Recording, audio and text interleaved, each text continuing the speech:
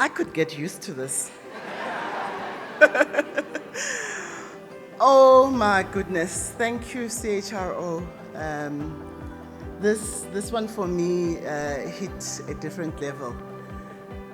I think as South Africans, we neglect a very critical responsibility. The critical responsibility we neglect is ensuring that the best talent works for the public sector. How are we going to get this country right if the best EVPs, the best rewards, the best, whatever it is, the best is in the private sector? How are we going to get this country right?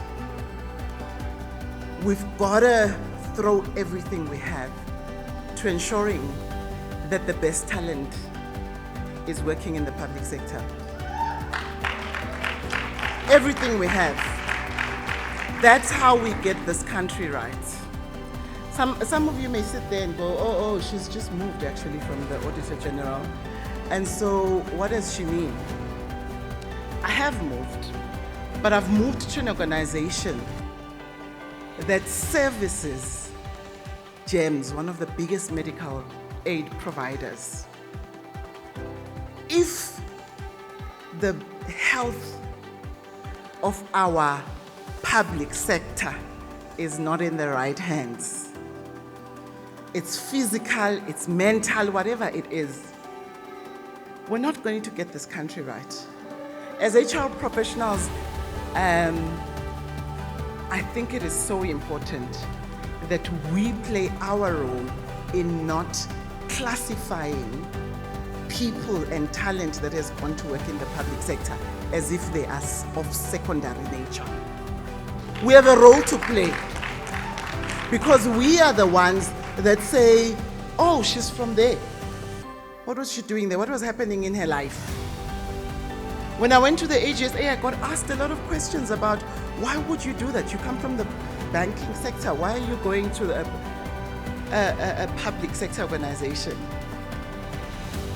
And I went there deliberately, not because I was going through a hard time in my career or profession, but because I was intentionally wanting to contribute something, even small, even for a short period, but to be able to look and say, I contributed to shifting, even if it was 0.05%, I contributed to shifting public sector accountability.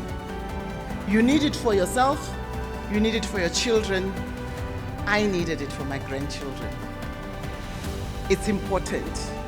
Thank you for listening to me, but most importantly, CHRO community, thank you for honoring us. HR is a very thankless job. You can get very lonely, even around that executive table. Thank God it's changing. It's changing and it's changing.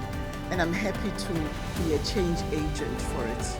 I think more and more there is recognition of the fact that that seat at the table is hard-earned. That seat of the table is the one that brings and unifies that executive table. That's the role we play, change makers. This is for the culture shifters.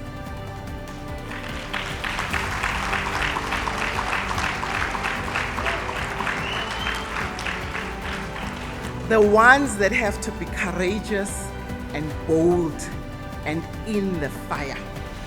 They are right there.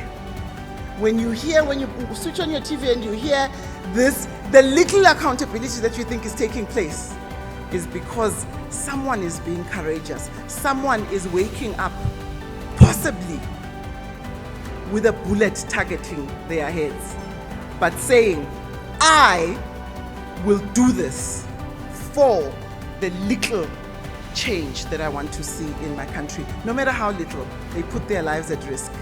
This is for the culture shifters. All of us can play a role. Thank you very much. I'm going to thank my husband again. Thank you. Is that okay?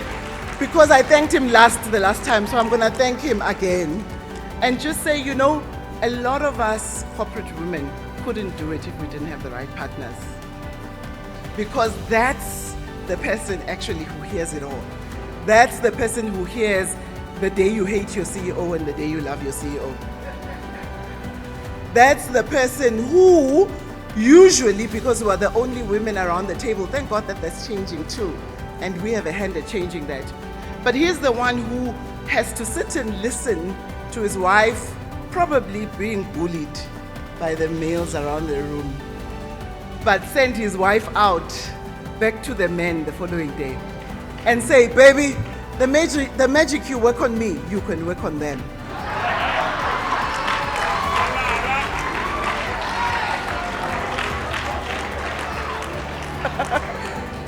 Thank you for this category. This category is everything to me. Everything. Thank you.